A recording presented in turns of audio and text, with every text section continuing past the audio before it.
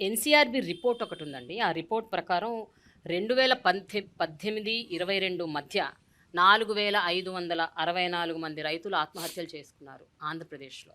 దీని అంటే, గురించి మీరేమంటారు సార్? అంటే అంటే, మూడో స్థానంలో ఉంది ఆంధ్రప్రదేశ్ అంటే నేషన్ వైడ్. ఇప్పుడు ఒక అది ఒక సర్వే చేసి ఇచ్చినటువంటి రిపోర్ట్ వాళ్ళు. వాస్తవం ఏమిటంటే, మన దగ్గర ఉన్నటువంటి లెక్కల ప్రకారం 1200 మంది ఆత్మహత్య చేసుకున్నట్టుగా ఉంది. రైతులుంటారు. పెట్టుబడి పెట్టి వ్యాపారం చేసేటువంటి వాళ్ళు. హ్మ్. అంటే వ్యవసాయం చేసేటువంటి వాళ్ళు. రైతు కూలీలుంటారు. వీళ్ళు రైతు కూలీలనేటువంటి వాళ్ళకి వ్యవసాయం మీద వచ్చేటువంటి నష్టంతో వాళ్ళేమీ ఆత్మహత్యలు చేసుకునేటువంటి అవకాశం ఉండదు. ఎందుకంటే వాళ్ళకి రావాల్సింది కూలీ. ఆ కూలీ ఏర్పాటైపోతుంది. వాళ్ళు రైతులకు సంబంధించి దాదాపుగా 70% మంది వ్యవసాయం మీదనే ఆధారపడతారు. వ్యవసాయం చేసుకునేటువంటి రైతులు, రైతు కూలీలు. వీళ్ళ దీంట్లో సర్వేలో తేలిందేందంటే, ఆయన వృత్తి ఏంది అంటే రైతు కూలీ. హ్మ్. రైతు కూలీ అనేటువంటి దాన్ని కూడా ఆత్మహత్యల కింద వాళ్ళు నమోదు చేసుకోవడం జరిగింది. దానివల్ల ఆ సంఖ్య పెరిగింది. సాధారణంగా మనకి సమాజంలో జరిగేటువంటి ఆత్మహత్యల్లో రైతు అనేటువంటి వాడు కూడా ఒకడనేటువంటిది మరిచి, రైతు గాని, రైతు కూలీ గాని ఆత్మహత్య చేసుకున్నటువంటి వెంటనే వ్యవసాయ విధానాల వల్ల రైతు ఆత్మహత్య చేసుకున్నాడనేటువంటిది ఒకటి ప్రేరేపణ మొదలైంది. ఎందుకు జరుగుతాయి? ఎందుకు జరగాల్సినటువంటి అవసరం ఉంది? రైతు భరోసా ఇచ్చిన దానికి రైతు ఆత్మహత్య చేసుకుంటాడా? ఉచిత పంటల బీమా ఇచ్చిన దానికి రైతు ఆత్మహత్య చేసుకుంటాడా? అదే సీజన్‌లో ఇన్‌పుట్ సబ్సిడీ ఇచ్చిన దానికి రైతు ఆత్మహత్య చేసుకుంటాడా? ఆర్బీకేలు తీసుకొచ్చిన దానికి రైతు ఆత్మహత్య చేసుకుంటాడా? విత్తనం నుంచి విక్రయం వరకు ఈరోజు అన్ని రకాలైనటువంటి సౌకర్యాలు కల్పిస్తున్నందుకు రైతు ఆత్మహత్య చేసుకుంటాడా? దేనివల్ల రైతు ఆత్మహత్య చేసుకుంటాడు? కాకపోతే ఆ రైతు ఆత్మహత్యలు అనేటువంటి దాన్ని ఏదో ఇచ్చినటువంటి సర్వేని వక్రీకరించి ఏదో ఆంధ్ర రాష్ట్రంలో ఈరోజు 5,00,000 నుంచి 7,00,000కి పెంచాం. వెంటనే వాటికి సంబంధించి ఎక్కడన్నా రైతు నిజంగా ఆత్మహత్య జరిగితే రైతులకు నష్టం వస్తే వ్యవసాయంలో వాళ్ళకి సంబంధించి చర్యలు తీసుకుంటున్నాం. హ్మ్. గత ప్రభుత్వంలో బకాయిలు పెట్టిపోయినటువంటివి కూడా మన ప్రభుత్వం వచ్చిన తర్వాత ఆ రైతులకు కూడా జగన్మోహన్ రెడ్డి గారు మంచి మనసుతో ఆ బకాయిలు రూ.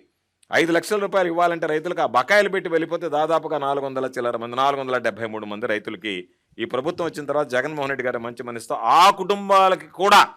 5,00,000 నష్టపరిహారం బకాయిలు కూడా నష్టపరిహారం అందించడం జరిగింది. యంగ్‌స్టర్స్ ఎస్పెషల్లీ యూత్ ఫార్మింగ్ వైపు ఎందుకు మొగ్గు చూపట్లేదు? ఇంకా ఫార్మింగ్ ఒక లూక్రేటివ్ కెరియర్ కాదు అని ఎందుకు అనుకుంటున్నారు? ఈ ఫార్మింగ్ వల్ల నష్టాలే తప్ప లాభాలుండవు. వ్యవసాయం అన్నది అసలు ఒక పనికిరాని ఒక ప్రొఫెషన్ అని ఎందుకు అనుకుంటున్నారు? ఎందుకు యువత ఇందులోకి రావటానికి ఇంట్రెస్ట్ చూపించట్లేదు?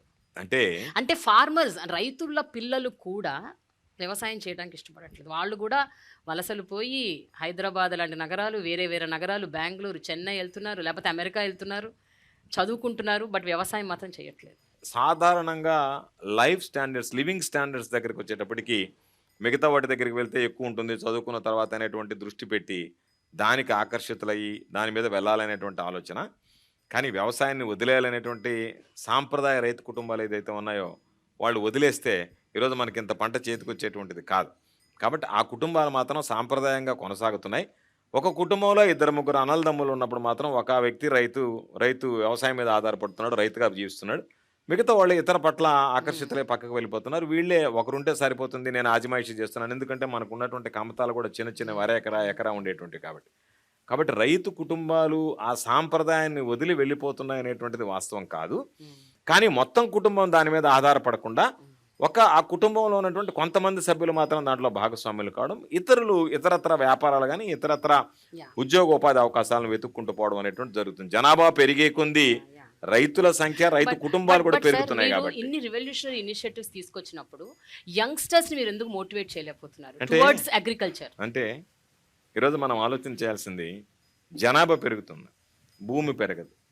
భూమి చూస్తే ఒక పక్క సముద్రం, ఒక పక్క కొండలు అన్నీ పోయిన తర్వాత మనం ఉండేటువంటిది లిమిటెడ్ ఏరియా. హ్మ్. దాంట్లో ఆవాస యోగాలన్నీ మామూలుగా మన నివాస స్థలాలన్నీ పెరిగిన తర్వాత. దానికి సరిపడా రైతులున్నారు. దానికి మించి రైతులొస్తే వాళ్ళకి వ్యవసాయం అనేటువంటిది లాభసాటిగా ఉండేటువంటి పరిస్థితి కూడా ఉండదు. ఆ కుటుంబం అంతా దాని మీదనే ఆధారపడితే వాళ్ళకొచ్చేటువంటి రెవెన్యూ, వాళ్ళకుండేటువంటి పరిస్థితులు. కాబట్టి జనాభా పెరిగినట్టుగా భూమి పెరిగేటువంటి అవకాశం లేదు కాబట్టి, భూమిని నమ్ముకున్నటువంటి రైతు భూమిని నమ్ముకునే ఉన్నాడు. పెరిగినటువంటి జనాభాకి అనుగుణంగా వాళ్ళు మిగతా వాటికి డైవర్ట్ అవుతున్నారు తప్ప, వ్యవసాయం మాకొద్దు, ఈ సాంప్రదాయం మాకొద్దు యాహ్! అనేటువంటి యాహ్! పరిస్థితి లేదు.